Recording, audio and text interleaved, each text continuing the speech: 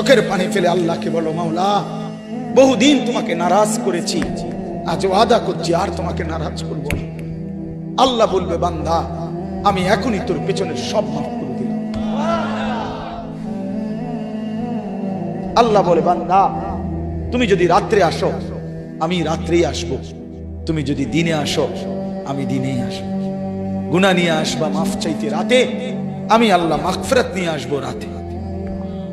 তুমি আসবে যখন আমি আসবো তখন। তুমি আসবা এক বিগত, আমি আসবো এক হাত। তুমি আসবা এক হাত, আমি আসবো দুই হাত। তুমি আসবা হাঁটতে হাঁটতে, আমি আসবো দৌড়তে দৌড়তে। আও না বান্দা, আও, দেও সেজদা দাও, গোলামি করো, বন্দেগী করো, আমাকে ডাকে। কেন ভুলে গেলাম? মা গাররাক, মা গাররাক। আল্লাহ বলছে কোরআনে, মা গাররাক। এই মানুষ, এই আমার বান্দা, কেন আমারে ভুলে গেল? কেন ভুলে গেল? আমি কি সৃষ্টি করি নাই? আমি কি অঙ্গ প্রত্যঙ্গ দেই নাই? আমি কি এমন সুন্দর সুঠাম স্বাস্থ্য বানাই নাই? আমি কি এই চমৎকার চেহারার আকৃতি দেই নাই? আমি কি দুইটা চোখ দেই নাই? আমি কি একটা জিহ্বা দেই নাই? আমি কি দুইটা ঠোঁট দেই নাই? আমি কি তোমাকে বানাই নাই? বলে বলো না ছেলেরা, উত্তর দাও ভাই। রাত গভীরে উত্তর দাও। গভীর রাত, এখন কোটি কোটি মানুষ ঘুমায় গেছে। তুমি এখন বলো ইনসাফের সাথে, কত নারী দেখলে শখ মিটবে? কত উলঙ্গ ছবি দেখলে তোমার তৃপ্তি হবে? হ্যাঁ, মোবাইলে কত নগ্ন ছবি দেখলে তোমার আউশ মিটবে? বলো ভাইয়া, বলো বলো বলো, একটা ছেলে বলো। পৃথিবীর কত লক্ষ নারী দেখলে তোমার আর দেখতে মন চাইবে না? কত উলঙ্গ ছবি দেখলে তোমার আর মন চাইবে না? যে মদখোর, যে নেশাখোর, সে তো আটলান্টিক মহাসাগরের ভরা মদ খেলেও তার তৃপ্তি হবে। যে জুয়ারি, সে জুয়া খেলতে খেলতে তার যদি ভিটা মাটি বউ বাচ্চাও দিয়া দেয়, তারপরেও তার জুয়ার নেশা যাবে। যে নারীতে আসক্ত, তার তৃপ্তি হয়। গুনাহ তৃপ্তি দেয় না, নাফরমানি তৃপ্তি দেয়। দুনিয়া একদমই অল্প, একদমই অল্প, একদমই অল্প, একদমই অল্প। আজকে যারা বৃদ্ধ মানুষ, আপনারা ভাবেন আপনি সেই ছোট্ট ছিলেন,